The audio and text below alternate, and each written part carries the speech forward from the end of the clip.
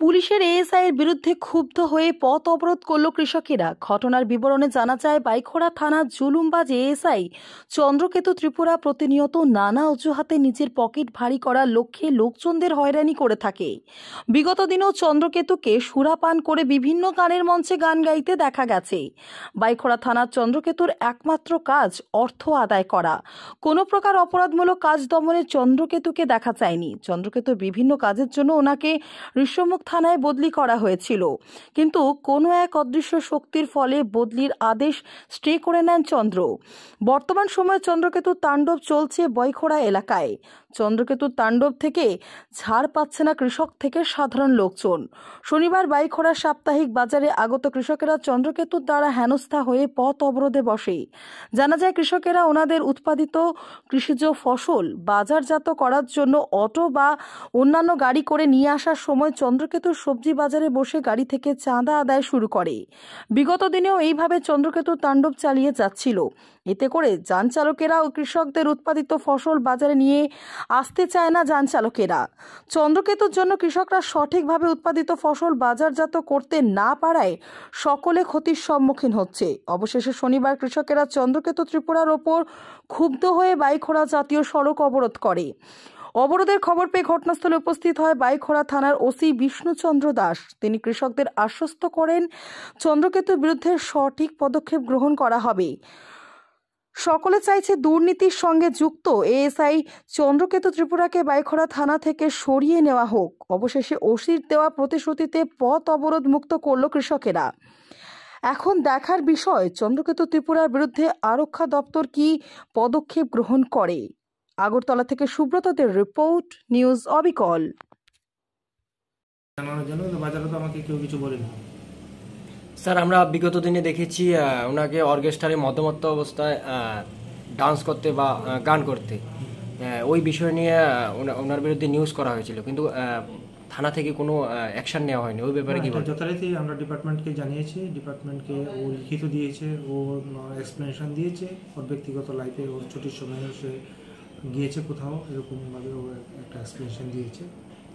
Sir, আর আমরা দেখেছি ওনার কিছুদিন পূর্বে আমাদের কাছে খবর আসে ওনার বদলির অর্ডার হয় ঋষ্যমুখ, কিন্তু ওনাকে আজকে বিগত 6 মাস হয়ে গেছে রাখা হয়েছে এখনো বাইখোড়া থানাতে। এই ব্যাপারে কি বলবেন? কেন রাখা হয়েছে, কি কারণে রাখা হয়েছে? ডিপার্টমেন্টাল ইস্যু, ঠিক আছে, এটা ডিপার্টমেন্ট জানবে, ঠিক আছে। আজকে কৃষকদের যে পরিমাণ ক্ষতি হয়েছে, ওনারা কৃষকরা বলছে যে চন্দ্রকেতু কারণে হয়েছে, এই বিষয়ে কি বলবেন? এরকম না, বাজারে তো এখন অনেক সবজি আছে, আমি দেখেছি এখনো অনেক সবজি আছে বাজারে। ব্যবসায়ীরা আসে, সবসময় সব মাল বিক্রি করতে পারে এরকম কোনো কথা নাই।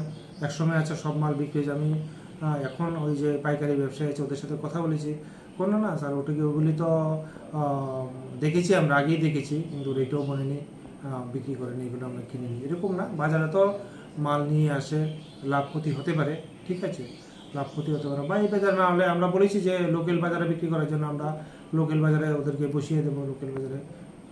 তারপর সঙ্গে সঙ্গে ওরা হয়তো বা কারোর কাছে এগুলি বিক্রি করে চলে গেছে। স্যার, কৃষকদের আজকে কি প্রতিশ্রুতি দিয়ে পথ অবরোধ উঠানো হয়?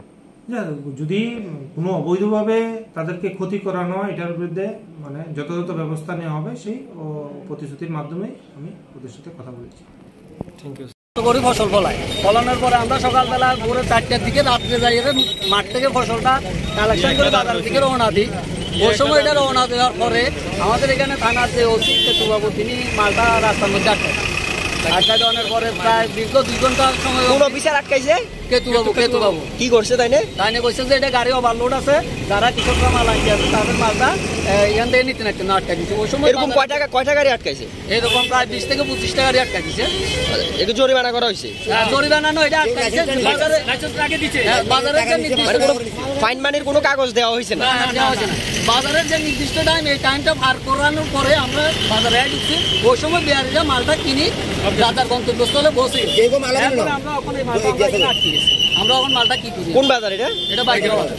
এখন আপনারা কিটা যাইতেছেন? আমরা মালটা ড্যামারেজ দেওয়া সরকারকে, কেতুবাবুকে, কেতুবাবু ড্যামারেজ দিতে হইবে। এই মালের ড্যামারেজ কেতুবাবু দিতে হবে, এবং আগামী দিনে যেন অটো যেন কেতুবাবু বা অন্যান্য পুলিশ অফিসার না আটকে। কারণ আমরা যদি এইভাবে যদি সারা করতে আসে মাল গাড়ি করে আনন্দ লাগবে।